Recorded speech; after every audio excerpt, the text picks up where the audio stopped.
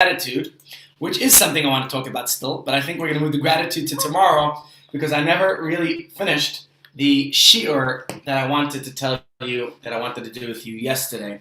Yesterday's shiur was really an extension of my son's bar mitzvah, and I thought it would be appropriate in honor of his bar mitzvah to share with you some ideas, some insights about tefillin.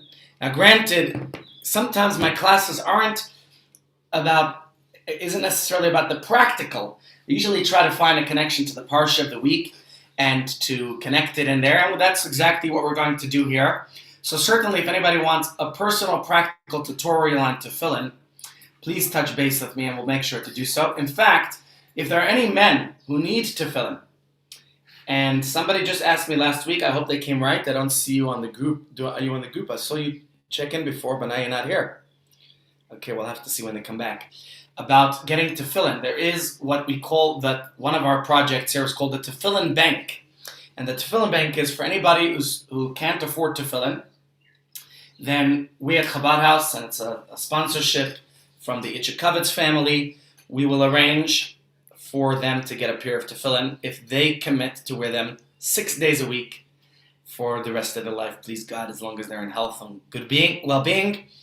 So let me know if you know somebody who needs tefillin and is willing to commit. The truth is it should be the person themselves who's willing to commit to put on tefillin every day, and then we can get them their own set of tefillin.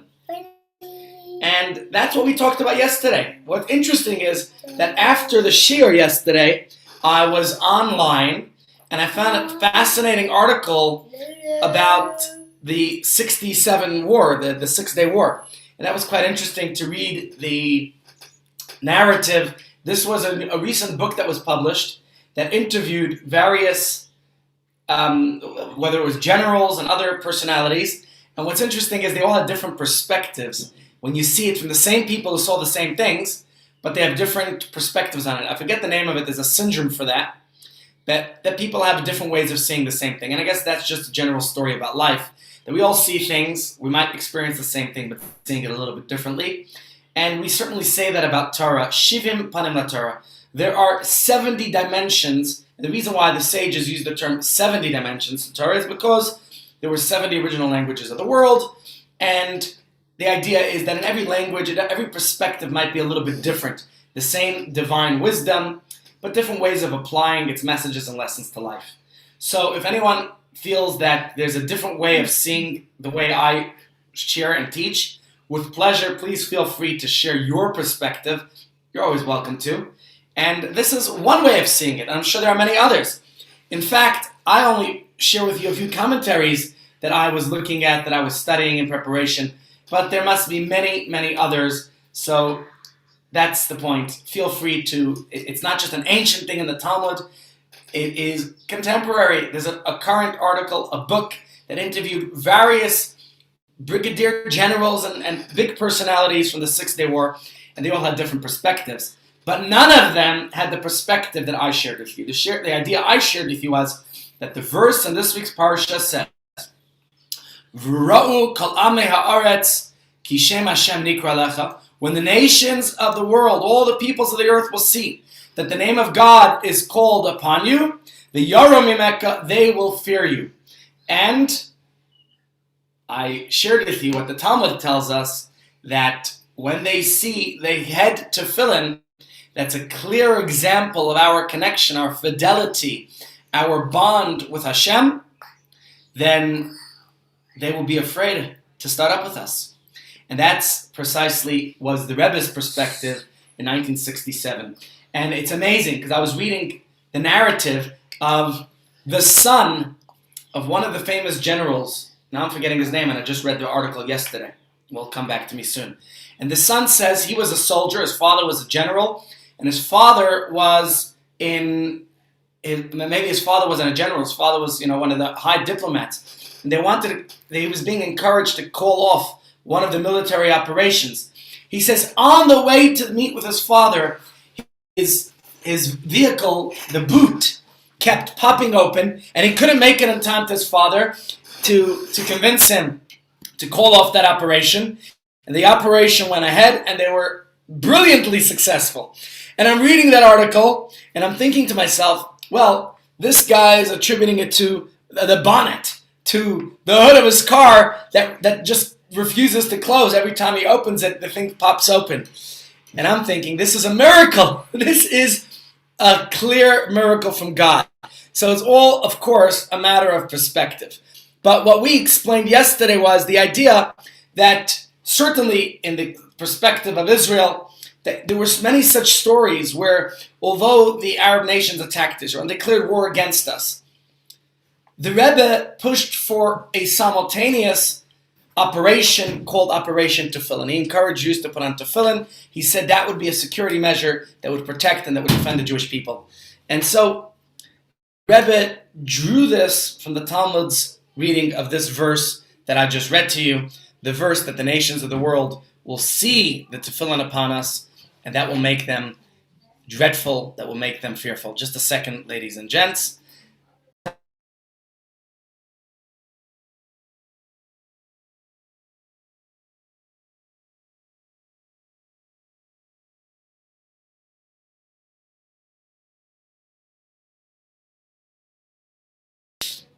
You got to see it in action. Okay, sorry guys. All right, so that is the Talmud. The Talmud tells us that what will they see? They will see us wearing the tefillin. And this was the Rebbe's point, drawing from that Talmudic statement that by them seeing our tefillin, they will be fearful from us. Let me read to you the commentary on the Talmud. Says the Gemara here, why is it that the tefillin is what's going to cause the fear upon them? The reason is because the head tefillin are worn high on the head. So the verse in our parsha tells us the nations will see, and when they see this, they're going to see it. The Torah says, "V'hayu letatafos beinenecha." It should be a sign between your eyes. When the nations see this sign between your eyes, that's going to be, they're going to fear. They're going to see the Judaism that we're proud. We're going to see God upon us. Now, on Wednesday evenings, I have a Rambam class. And what's interesting is, when we study Rambam, we go through all the mitzvahs. Now, everybody's familiar with the 600, the number 613, right? We use that number all the time. Okay? And in fact, there's a pre-war, an old custom in Eastern Europe that people would bid for aliyahs to the Torah with the number 613. You give a pledge in honor of your aliyah to the Torah. People would give it with the number 613. So the religious significance of 613, we know, of course, is that there are 613 commandments in the Torah. But what's less known is the number 613 doesn't actually appear itself in the Torah. People think, well, it's the 613 commandments. Obviously, they're from the Torah. They are from the Torah. But are they enumerated in the Torah? Have you ever opened the Torah and see mitzvah number 1, mitzvah number 2, mitzvah number 3? No such thing, right? The mitzvahs are obviously spread throughout the 5 books of the Torah, and they're not formally listed at any point. Right? If you were to read through the entire Torah, go through it. We read the parsha every week. And you count all the mitzvahs. To tell you the truth, if I was looking at it and didn't study Rambam as I do on Wednesday evenings in my shiur, I would think that there are probably over 1,000 mitzvahs. Because there are lots of commandments and instructions in the Torah. So how do you determine, how do you know what is or isn't a mitzvah? What's counted as a mitzvah? Who decided that there are 613 mitzvahs in the Torah even? Now, of course, that goes back into the Gemara. The Talmud actually bases it. The Gemara draws it from a verse. Excuse me, I don't know what's with my eyes today. I apologize. That there's a verse, we're going to read it in the Parsha just very soon. It's in the book of Devarim. And in fact, my daughter just left the room, but the very first verse that a child's taught to learn is Torah tziva lanu Moshe. That the Torah that Moshe commanded us, Marasha Kilat Yaakov, it's a legacy for the congregation, the descendants of Yaakov. So my friends, that verse that every Jewish child learns, the very first verse, Torah, Torah, Torah, Torah, Torah, Torah, Torah, Tziva lanu Moshe. Right? Did you learn that when you were a kid? It's probably one of the first verses that a child learns. So the Gemara tells us as follows, that the word Torah, right? Torah, Tziva lanu Moshe. The very word Torah itself, if you were to do the maths, remember gematria? I know some of you here like gematria when we do that. So look at the gematria of the word Torah. The letter Taf is 400. The letter Vav is 6. The letter Resh is 200. So we're holding now 606. And the letter Hey is 5. What does that give us? 611. So according to the Talmud, the first two of the Ten Commandments were the first commandments were taught by God, right? That Moshe didn't give us the first two. The very first commandments were transmitted to the Jewish people, not by Moshe, but by God himself. So add those two mitzvahs, says the Gemara, you get the 613. Okay, that's a very nice, interesting commentary that the Talmud offers. Now, of course, it doesn't give us the list of the mitzvahs, and it's a very interesting way that they come to that conclusion.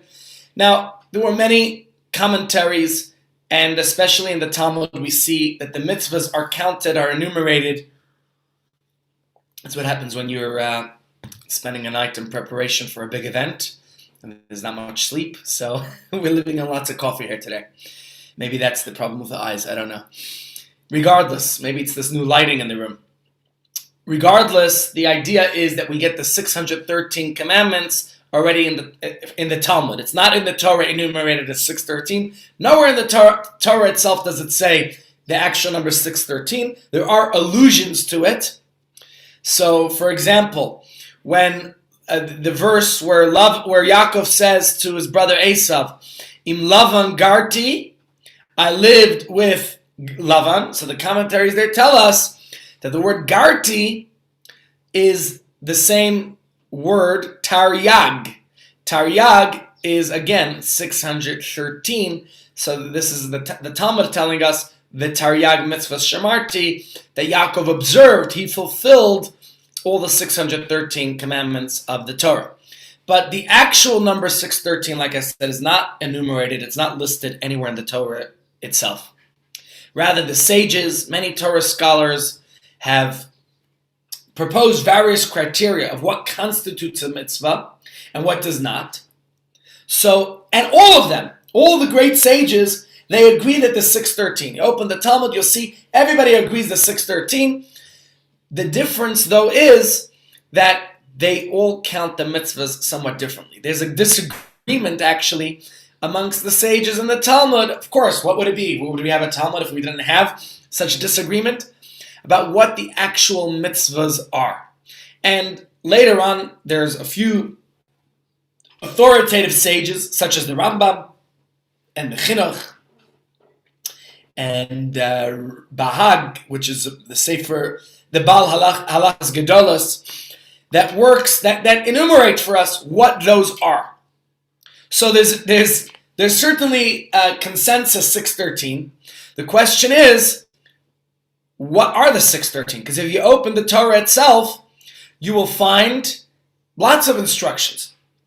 And in fact, I think they all agree on how many positive, how many negative. There's Ramach Mitzvah Saseh, 248 positive commandments, and Shesam Mitzvah Saseh, which means 365 negative commandments. 248, 365, 613. But what's the debate amongst the sages in the Talmud about the number of the mitzvahs? If a mitzvah consists of multiple parts, so then is it considered one mitzvah, or is it considered two separate mitzvahs? Let me give you an example, ladies and gentlemen. We are 3 weeks, 3.5 weeks to Sukkot, okay? So here we go. Sukkot is coming up, all right? Now here's the question. If you shake the lulav and esrog on Sukkot, yeah, we all do that. Sukkot is a festival. We shake the lulav and esrog. That's the festivity, the celebration of Sukkot. We have a mitzvah. Right? If you were to describe the mitzvahs of Sukkot, yes, sitting in the Sukkah is one of the big mitzvahs of Sukkot, but then there's, the Torah says, "L'kachtem lachem." We'll learn more about it in the coming weeks. You should take for yourselves, Pri Eitz Hadar, Kapas Tamarim, the four kinds, the four species, the lulav, palm branch, as you see in front of you, the esrog, the citrus fruit, the hadassim, the myrtles, and the aravas, the, what do we call them? The willows. So the question is shaking the lulav and esrog considered four separate mitzvahs, since they're all part of the instruction of the Torah? Or are they one mitzvah with four parts to it? For example, let's just think, if all you had is a lulav, and there were times in Jewish history where all people got was just one of them, should you bother shaking it? Or is it pointless? Or perhaps, if it's four separate mitzvahs, I would say, well then, it makes sense why you should shake it, because it's four different mitzvahs, at least get one of the four. But if it's all four part of one mitzvah, then what's the point of shaking a lulav without the other three? Doesn't help. You understand the question? And this is a question that's discussed in the Talmud. And the conclusion, as far as I understood it, was it's actually considered one mitzvah with four parts. So it's one mitzvah that consists of four parts. If all you have is the lulav, shaking the lulav alone, without the other three parts, without the esrog, hadassim, and aravas, we are being told is useless. It's futile. It's pointless. Now, of course, maybe for educational purposes, or even just for what we call, it's a hergish, a feeling. Emotionally, you might feel like you want to do it, and there's nothing wrong, because at least I got a lulav. But have you fulfilled the mitzvah? No. Educationally, you might say to yourself, well, I want to teach my children about it. I could tell them, at least we got the lulav. We haven't got the other three. So it's not, we haven't fulfilled the mitzvah by doing this, but at least the idea we're demonstrating to our family, to the people who are watching. That's nice, it's educational, but it's not fulfilling the mitzvah. So if you think about it that way, then let's think about tefillin. Do we say, is the mitzvah of tefillin one mitzvah made of two parts? You have the hand tefillin and the head tefillin. Or is it two independent mitzvahs? You get the question.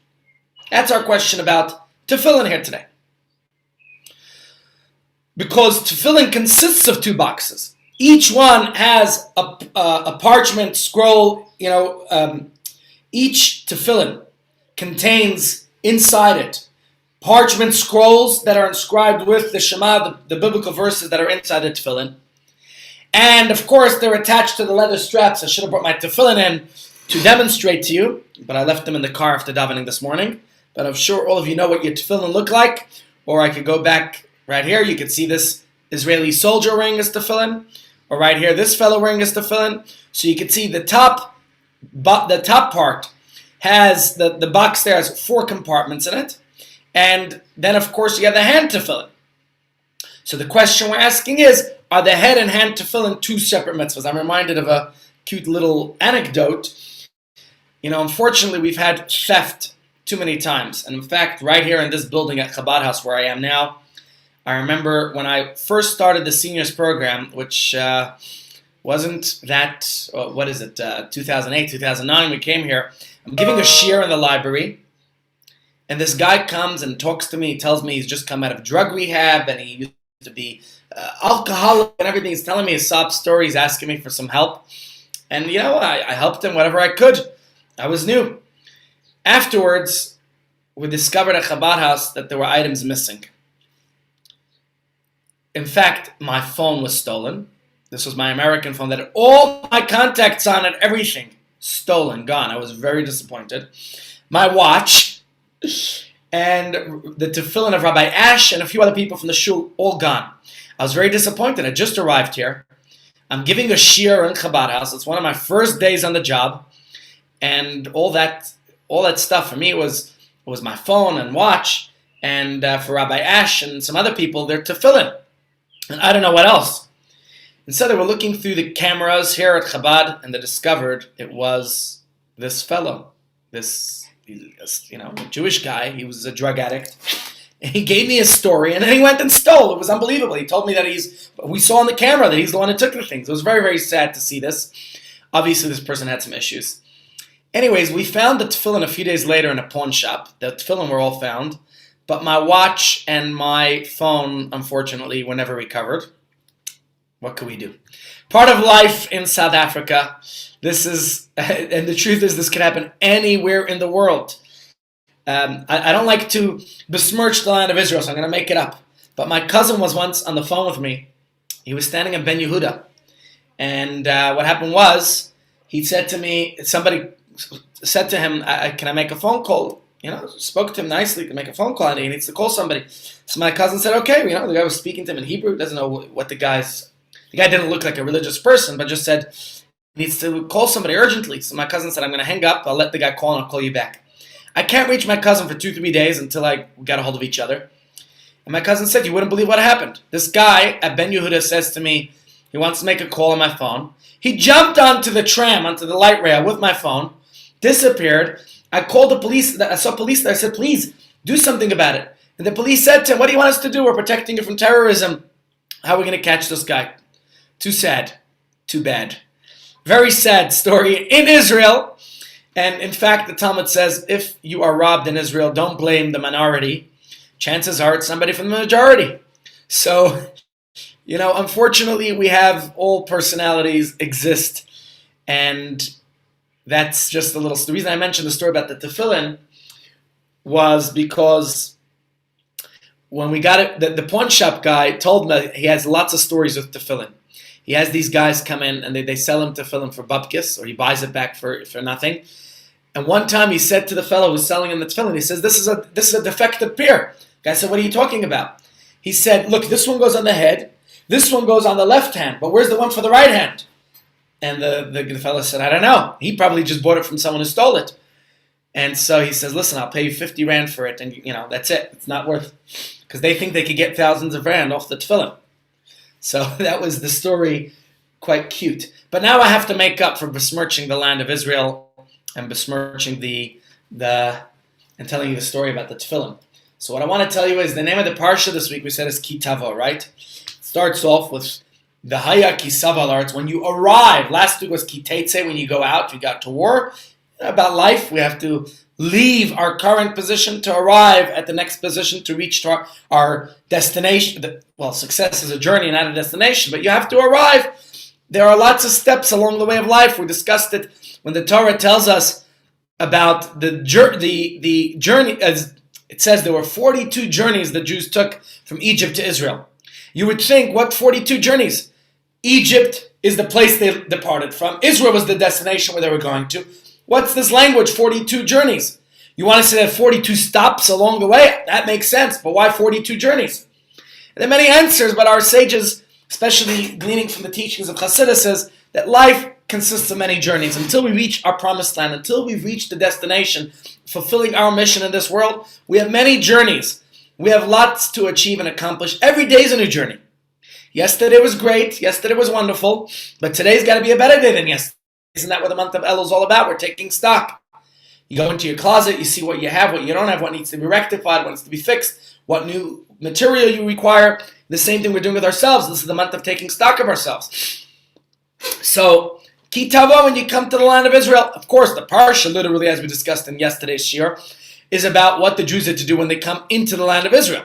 But the first thing Moshe says you do is Bikurim. You have to offer your first fruit as a token of gratitude to express your thanks to Hashem for everything that God does for us. And yesterday we mentioned the confession that you make. And along that is, Moshe says to the people that you thank God that God brought us to this place. And describing the land, Eretz Zavas Chalav Dvash, a land that's flowing with milk and honey. Now, of course, what's the place? Makom, our sages tell us, is the place, the Beis HaMikdash, the Holy Temple. What's the land? Of course, the land of Israel. But what kind of description is this? The land of flowing with milk and honey. Let me tell you, sitting right in front of me here, I got some delicious honey cake, which we're going to be sending out to you, please God. I'm giving it out at the retirement facilities this week. So we're giving it out to lots of seniors. And I have little honey here, actual honey. Milk. I got milk in my coffee here. And additional coffee. My wife brought lots of milk. We have plenty of milk and honey in South Africa. What do you need? Israel. What's the significance about Israel being allowed to milk and honey? What's so special about that? Let me tell you, if I go to Israel, I ain't going for the milk and honey. Maybe some shawarma, some hummus, falafel. What's the significance of the milk and honey? But perhaps we could glean a special lesson. Where does milk come from? Milk. Now, I'm no biologist. I can't give you the precise explanation about how milk is formed, but milk comes from the blood of an animal or the blood of a nursing mother, and through the mammary glands is transformed into milk with which to nurse. So blood itself inherently is forbidden. It's treif. A Jew is not allowed to consume blood. But once it's transformed into milk, now it's permissible to consume it. The same thing I ask you is, where does the honey come from? Honey comes from a bee. Are bees kosher? Of course not. You can't eat a bee. But the product of a bee, the honey it produces, through pollination and all, honey is kosher. So what we see here is blood which is forbidden to consume. Yet the milk that's produced through the blood becomes kosher and permissible. Bees, which are treif, they're not kosher. But the honey that comes from them is kosher. So even though it comes from a bee that isn't, and even though it comes from blood, which is treif, it's the idea, the concept of taking the negative and transforming it into something positive. Other than COVID, where we want to have only negative. No, all positives should become negative. Other than that, everything else, all negatives, we have to try to transform them to positive. The blood into milk, the bee into honey, the sting of the bee into something as sweet as honey. If it's all about just sweetness, that we're wishing each other a good sweet year, we could take the apple and challah and dip it into sugar. Sugar's also sweet, or cinnamon, or whatever you find sweet. But no, the custom is that we dip it into honey. And the Torah doesn't describe Israel as a land flowing with sugar. The Torah describes Israel, Eretz, Zavas, Chalav, Advash, a land flowing with milk and honey. And I think the significance we learn about the milk and honey is to take the forbidden blood, the forbidden bee, and transform it into kosher milk, to kosher honey, taking the stings of life and turning them into sweetness. I'm just reminded of a story of a kid. This young boy, his tefillin, he was just bar mitzvahed, and his tefillin were stolen, sadly. Theft happens, and this was in New York.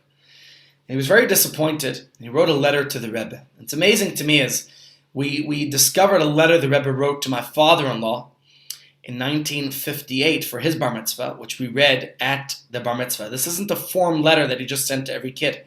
And there were two letters. One the Rebbe sent to him before his bar mitzvah. And my father-in-law, who was 13 then in 1958, responds. And the Rebbe writes back to him. So we read both of those letters at my son's bar mitzvah celebration. And they're both personal letters. It's amazing to me how the Rebbe had found the time to respond to every single person. And here the Rebbe responds to this 13-year-old boy whose tefillin were stolen. And he asks the Rebbe, he says, "You're a tzaddik, you're a prophet. Can't you tell me where my tefillin are so I could go get them?" And the Rebbe responds to this kid, "It's so nice and flattering that you call me these terms, but let me tell you, I'm just an ordinary rabbi. I'm no prophet, and I can't tell you where your tefillin are. I'm sorry to disappoint you with that. But," the Rebbe said, "I would like to ask you a favor." He says, "Chances are that whoever stole your tefillin is going to try to sell it in a pawn shop or Judaica store, going to try to sell it to a fellow Jew. And this Jewish person who buys your tefillin is going to come up to heaven after 120 years in this world, and they're going to ask him, 'Why didn't you daven every day?' He says, 'What do you mean I didn't daven?' 'Of course I did.' So, 'Where are your tefillin?' He says, 'What do you mean? I wore tefillin every day.' But the Torah said, the law is, you cannot do a mitzvah with a stolen object. If a person steals a lulav and esrog, even if they have the nicest, fanciest lulav and esrog out there, or a stolen shofar, or anything else stolen to do a mitzvah, it cancels out the mitzvah. Yeah. person, there's a whole discussion in the Talmud, lulav hagazel.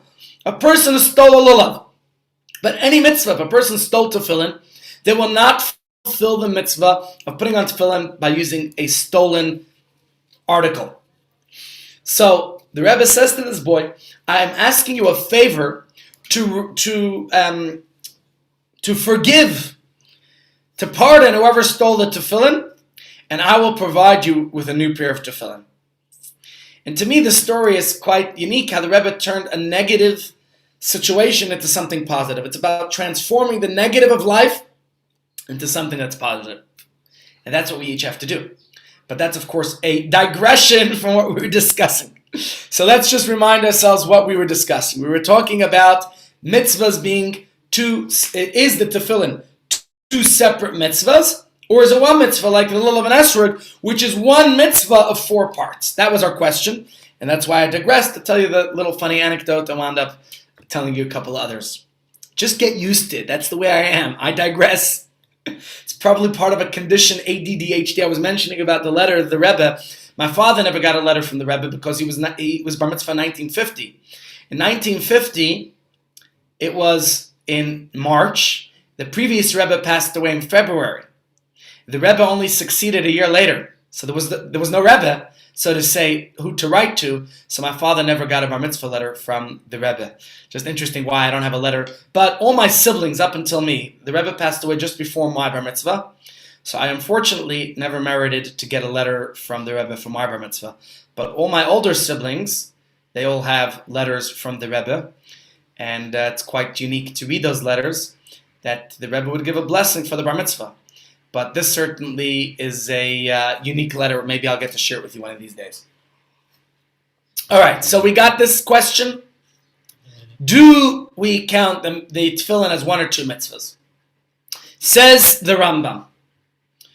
Tefillah sharosh, the tefillin of the head, does not preclude wearing the tefillin shel yad of the arm. And the arm does not preclude wearing the tefillin of the head, meaning they're 2 independent mitzvahs according to Rambam. Rambam considers them as 2 separate mitzvahs, and therefore, if you have only one, put it on, because each one is considered separate.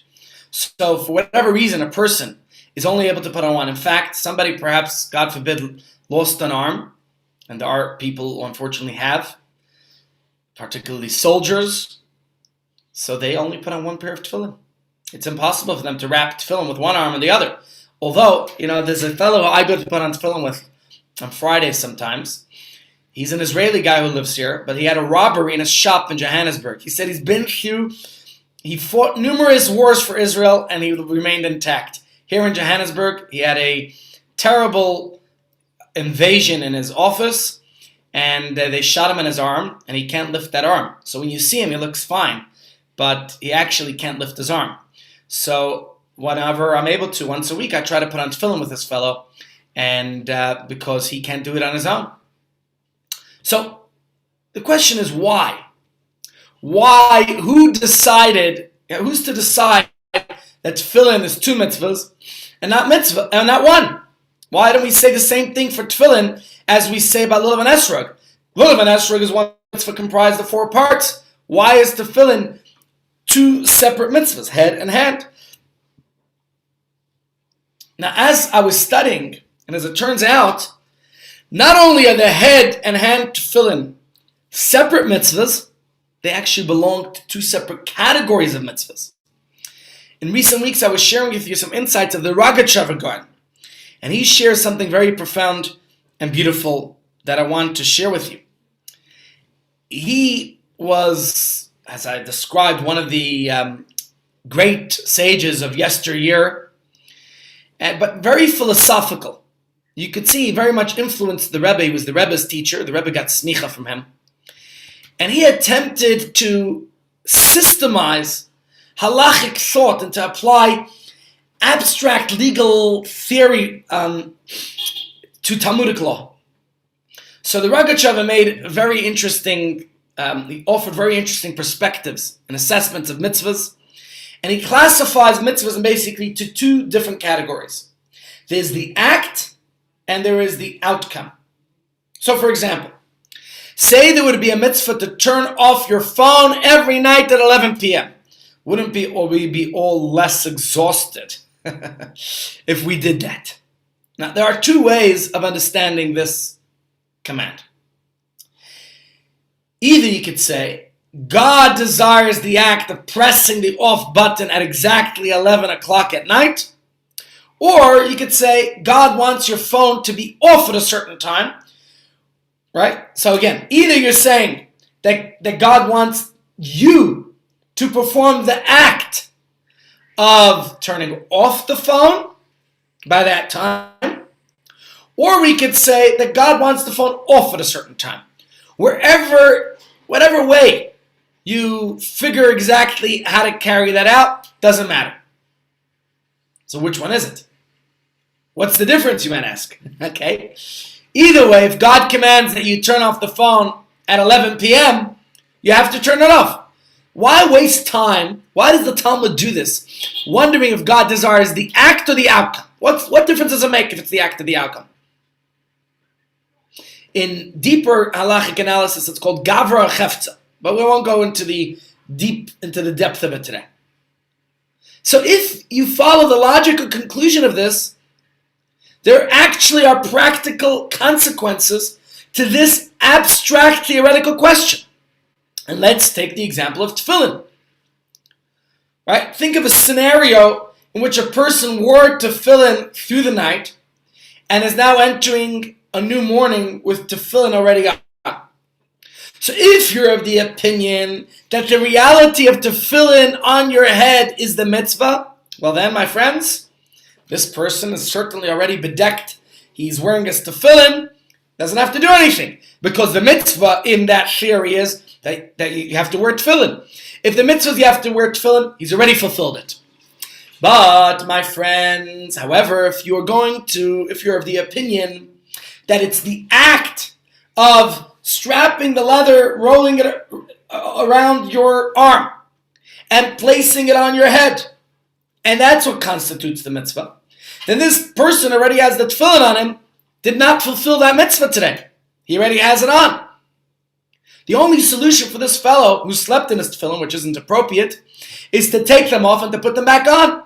That's the only way you can actually fulfill this mitzvah, is by performing the act of donning tefillin. So what is the mitzvah of tefillin? Is it an act or is it an outcome? Right? Is it about wrapping or is it about being wrapped? You hear my question? This is the question we have to understand.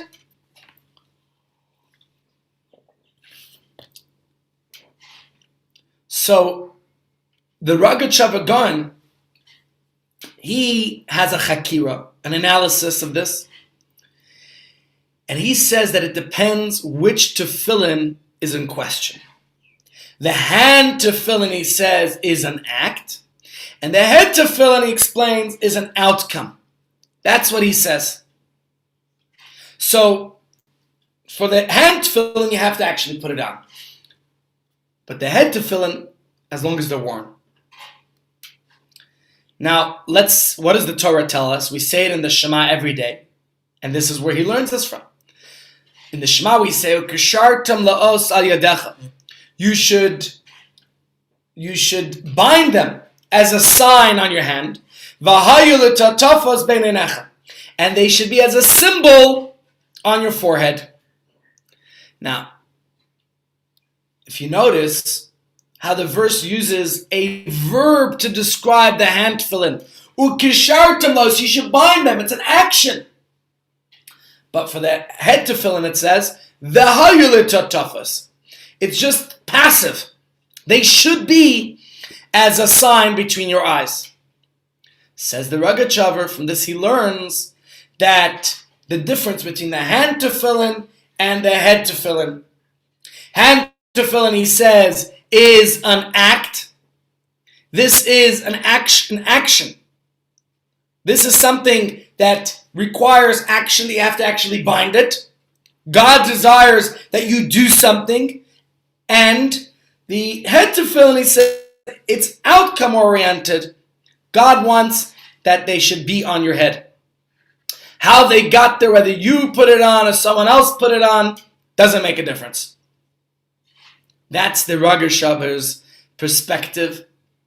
And he says, therefore, since they're two separate mitzvahs, of course, who's to decide that the head tefillin and the hand tefillin are so that they're separate? I mean, I would think it's one mitzvah. So we'll explore that a little bit further in a second. But the first thing we're concluding with right now is not only are they two separate mitzvahs, but there are also two different kinds of mitzvahs. One is an action, and one a verb, and the other is a symbol that it has to be on your head. Now, to understand, my friends, why the head and hand tefillin are not only separate mitzvahs, but they're separate categories of mitzvahs, let's dig a little bit deeper into what tefillin are and what they do. From a legal perspective, most mitzvahs are simple, rote actions that, you do what you got to do. Okay, most things are, there's nothing more than a physical, actionable item. You do what you got to do. Of course, once we open the door to the other areas, understanding Jewish thought, any mitzvah, no matter how simple, there's lots of depth and meaning. But at the end of the day, you have to do what you're told to do. It's a commandment. So what's unique about the mitzvah of tefillin is that in Shulchan Aruch, the ultimate dry legal code of Jewish law, there is a built-in meditation that we are told, and it says, let me just read it to you from Shulchan Aruch, what it says. It says the Shulchan Aruch, Yechavein b'hanachas tefillin. When you are putting on the tefillin, a person should have in mind. This is the meditation that you have in mind.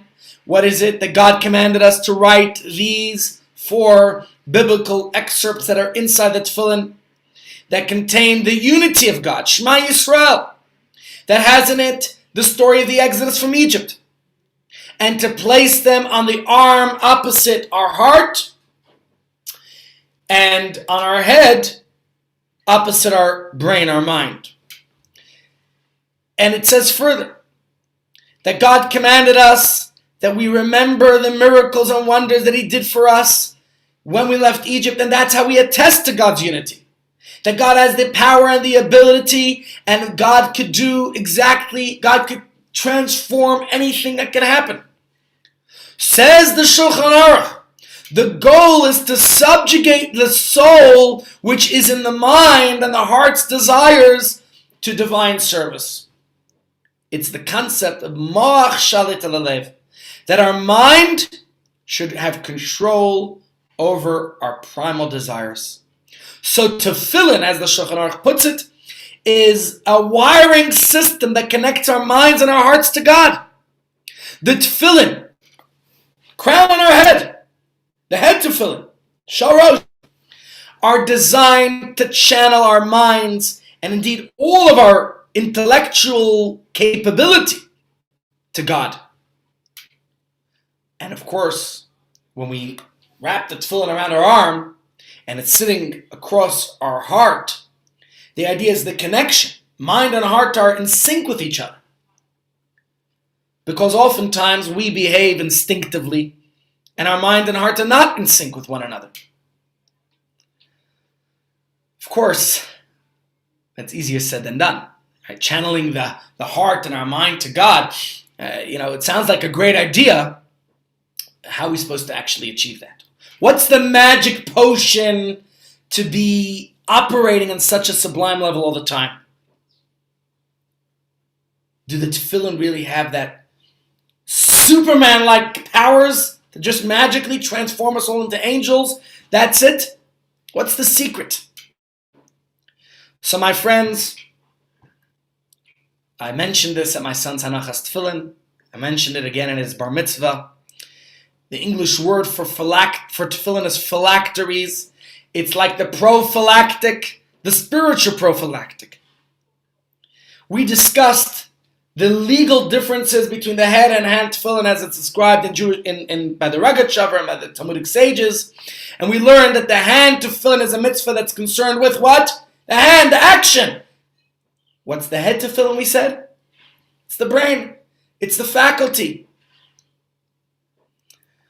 So the mitzvah of tefillin is what binds our mind and our heart to help us fulfill the action that we need to do in this world.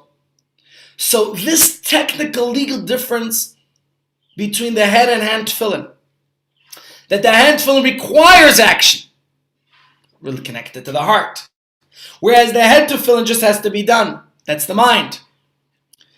So, in recent years, the field of psychology has really moved away from that previous, psychoanalysis. Today, I mentioned CBT in a share 2 weeks ago, right? The cognitive behavioral therapy. It's all about behavior, about action, really, right? So it's the difference between Freud was more about psychoanalysis, and Skinner was more in the behavioral therapy. Sigmund Freud is like the father of psychotherapy. Skinner was the father, you could say, of behavioral therapy. Now, a lot of people, I think more recently, the focus is certainly on behavior, because ultimately that's the way we interact with each other. It's not just about the mind. So we see very much that modern psychology is connecting heart and mind. As much as you dig up your past and get in touch with all your feelings, once you find them, what are you going to do with it? So from Freud's perspective, you have a whole lot of information. You dig, you find the id, we see that we're terrible, but then what? That's why Freud, who was Jewish, made a big mistake. He didn't dig deep enough and didn't discover his yid. Whereas Skinner wasn't Jewish, he got it right. Perhaps he saw it from the outside, more objectively. The cognitive behavioral therapy, that the theory is that the therapist focuses on the patient, on the clients through a process, looks out, yes, you got to see the flaws in the person, because that's the reality, that we all have our shortcomings. You have to try to eliminate them because they're not beneficial for us. But we have to use that to develop an improved behavior, work on goals, have things that you're working towards.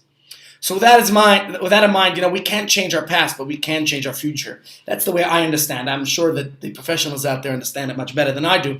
But that's the way I understand it. The way the Mishnah says, "Hamaisa hu ikar." Action's the main thing. And cognitive behavior therapy, the emotional goal is that when it comes time to get something done, then the trauma, the fears, whatever it is that's holding you back, you'll know how to deal with it. You could say, listen, you know how to deal with that situation. You can move it out of the way because you've addressed those past issues. So let's assume, for example, we have an irrational fear of mosquitoes, mosquitophobia. Okay, my mother was scared of them. I'm scared of them. They just drive us crazy, whatever it is.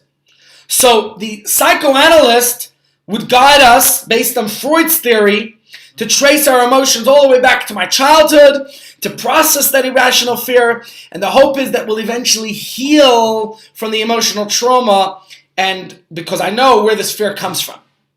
It's a nice idea, but it's not always practical. The cognitive behavioral therapy, the theory behind it is that we don't just look for what the past does. We have to actually identify that mosquitoes aren't so dangerous. Right? You could talk it over. You could discuss it. You could figure it out. You could change your mindset.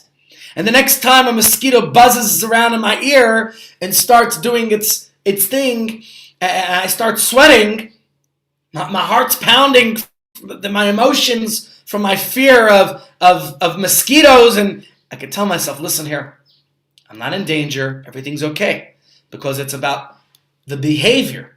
Cognitive behavioral therapy. Now, our heart's not permanently convinced. Right? The impulse that I have instinctively is to run because I'm scared of mosquitoes. But instead, I could have my mind regulate my emotions, at least in the short term, enough that I could get to where I need to go without being disrupted by this annoying mosquito. And I think that's the theory that Chassidus tells us of Moach Shalet al Alev, that using the head to connect to my brain, my heart.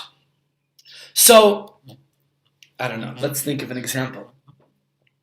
Say somebody asks you for a 1,000 Rand loan until next month. He's got to pay his bills. He has a lot of companies after him, interested in him. Somebody once put it to me, you have to invest with me. I said, why? He said, there's so many companies so interested in me. I said, really, who? He says, Escom, Telecom, Vodacom. I said, really? They're so interested in you? He says, yes, I have lots of bills with them. I'm desperate. Okay, now, you're being careful with your money. You're saving it up for years. And now, this month is a big deal for you, right? If you I don't know, you have some big thing you need to do. And now this person's asking you for 1,000 Rand. But if you can't cover your bills, think about whatever the situation might be. Your heart tells you one thing, but maybe you start telling yourself, maybe my needs aren't as pressing as this person's needs. And all of a sudden, you realize, okay, even though my heart has one story, my mind tells me what's more important. And that's the idea that Chassidus tells us. Chabad Chassidus in particular has a focus on this idea that the concept that we have to have this approach of mind ruling over our heart. As much as I would like to keep the money for myself, and that's the typical example, I'm sure we could all think of others, or maybe an instinctive behavior, moyach shalit al alev, that we shouldn't just behave on instinct. I'm just using an example of generosity, but you could think of other instances. Think of where a person wants to engage in a behavior that's not appropriate, whether it's diet related or otherwise, or maybe wasting money, whatever. You can think of a million examples in your life of where you have the debate of the mind and the heart. Now, back to tefillin for a second. This is the idea that tefillin are classified as two separate mitzvahs. We have the hand, which is our action, and we have the head, which is the outcome. The head tefillin wire our brain to God. They change our mindset to focus on what's important in life. So as much as the head tefillin might speak to control our behaviors over the mind,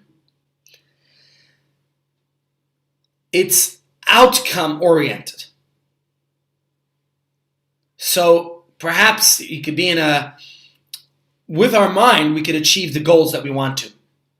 Our minds are in our control, unlike our heart, which seems to be out of. And the point is, if I sync my mind and my heart, then I'm able to be in control of all my behaviors. Of course, it's not so easy, but the tefillin is what helps us with achieving this. I'm assuming that because this is a mitzvah for men, women have an easier time with fulfilling this than men do. This is what I have to be of the opinion of. Otherwise, this would be a mitzvah that women would be obligated in as well.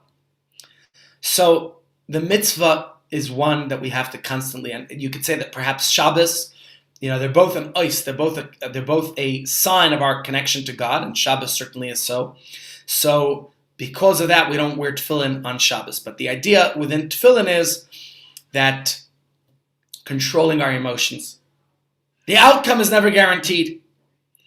And so the focus shifts to the ongoing, the isolated incidents of control. Yes, we can't be expected to reach mastery, that we're going to become masters over our emotions all the time, and it's halavai, right? If only we would be able to do that. But the idea is, when I put on my tefillin every morning, I'm telling myself that as this day goes on, I'm going to try to do whatever I can. the mitzvah of the hand tefillin being is representing the heart, and the head tefillin the brain, is that I have this constant struggle and battle, and I'm going to remind myself to do whatever I can to be in control of my actions for today. So, got to be as good as I can. Now, what if I don't feel like being a nice person today? What if I don't feel like exercising or following my diet or whatever it is that I'm struggling with? Well, I'm a human being. There's no righteous person, even no tzaddik who does only good and never sins. Okay, at the end of the day, I know who I am. I know my faults, but don't I want to improve? Don't I want to outsmart my evil inclination? So guess what? The tefillin is my way of doing so.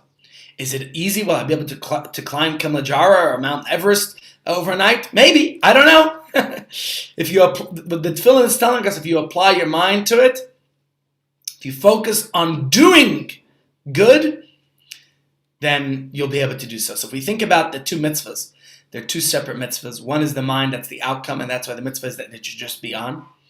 The other is the action. You have to do it, and at the end of the day, it's about action. So that's the basic difference. I'm sure there's a lot more we can discuss, but this is the idea. Using the power of our mind to regulate our instinct. And that leads us to the fulfillment of doing the mitzvahs, which we need to do. And with that in mind, my friends, let's do what we can. Even when we're not in the mood of it, this is what tefillin tells us. And I think if it's about regulating our heart and our mind, putting them in sync, that the two work together, I think this idea, the difference between the hand tefillin, which is action, which is focuses on action, which is connected to the heart, and the mind tefillin, which is about the outcome. So changing our mind, changing our emotions are two distinct activities. The mind can be changed. That's what psychotherapy is trying to do. So the mitzvah of the tefillin is that they be worn. It's a permanent outcome that can be expected.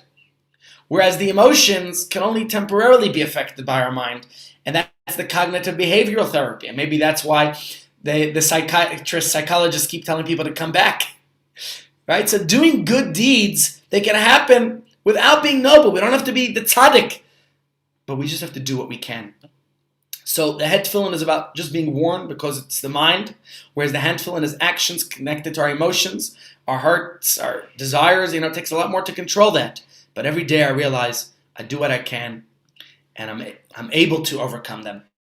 So our emotions, even if it's just temporarily, that they're being controlled by the mind. But the mitzvah of the head tefillin is it's just to get it right. The head tefillin just has to be on your head. Whereas the hand tefillin is a mitzvah. You have to do something about it. It takes action. That's so to say. You could say that the hand tefillin is like the cognitive behavioral therapy, and the head tefillin is more like the psychoanalysis. But whichever way it is, the idea is we can do it, and we must do it. All right, ladies and gents, any questions before we conclude today's shiur? Thank you, everyone. See you tomorrow, please, Dad. I think tomorrow. Yes. No, it's not a question. It's sharing a story.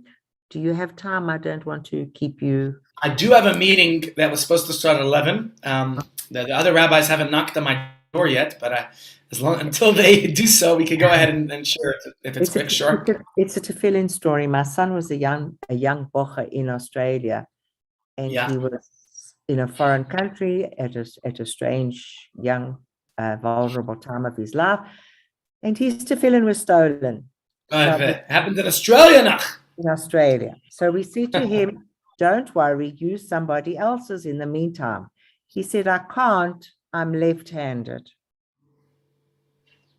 So we had to organize a new set of tefillin for him and find someone to take it across to Australia for him. So it happens everywhere. Yeah. Unfortunately, it does happen everywhere, and tefillin are very expensive. Worthwhile having them insured properly. Yeah. You know what? Sometimes they think that they're going to get, maybe there's a treasure in there. Who knows what they think? It's a beautiful Sadly, in day. Long Beach, New York, there was a vandalism of a shul this weekend, and it was a criminal. This is another thing we talk about. Jail, incarceration is not helping. If it's a correctional facility and they're educating, because this is something we talked about in last week's share, then that's good because people are learning. But if they're just learning how to be better, improve the technique of crime in jail, that's very sad. And there was a fellow, the name sounded very Irish to me, it's a mix something, who vandalized a shul in New York, stole, desecrated the Torahs, threw them to the ground, and I don't know what they did to them, and stole 2 of the Torahs, which are still not found, took all the crowns and the silver of the Torahs, and they found some of them now they found them like washing a